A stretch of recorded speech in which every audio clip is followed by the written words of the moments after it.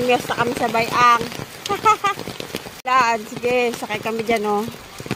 Sa pambot. Maulan ang panahon.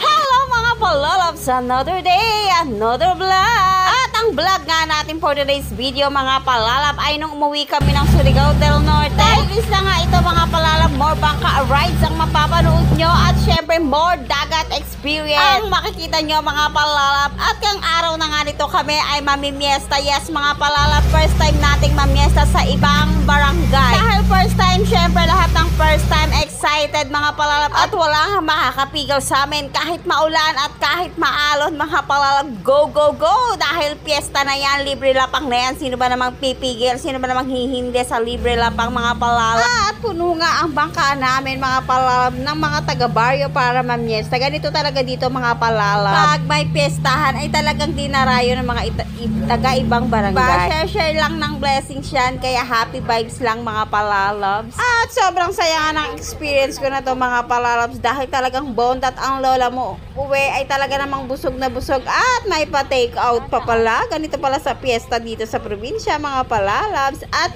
ayan na nga yung aming pupuntahan na pestahan mga palalabs. At ito na nga yung baryo. Nakarating na rin kami dyan mga palalabs. After a 30 to 40 minutes ride ng aming bangka. At habang nasa bangka kami, pinag-uusapan na nila kung saan bahay ba ang unang pupuntahan namin. Oh, diba? Wala nang patumpik-tumpik pa mga palalabs. Dito na agad tayo kay Kap. Thank you Kap sa pagkain. At napakaraming ang handa ni Kap mga palalabs. Ikaw na lang ang bahalang pumili kung anong gusto mo. Kaya na nga, nabusog na kami sa unang bahay pa lang mga palalab. At eto na ang mga namimiesta. Second stop mga palalab. Hanap naman tayo ng pangalawang bahay natin. O diba, nakakatuwa lang pala dito sa lugar na piniestahan namin mga palalab. Ay mostly yung mga bahay nila is nasa ibabaw ng dagat. Ayan, o diba, ganyan. Ganyan yung mga itsura ng bahay dito sa Bayang mga palalabs. Nakapatong sila ay gawa lang sa kahoy at nakapatong lang yung sa ibabaw ng dagat yung kanilang mga bahay. Ang cute, di ba? Sa ibabaw ng tubig. Mista ang mga ulit sa karne.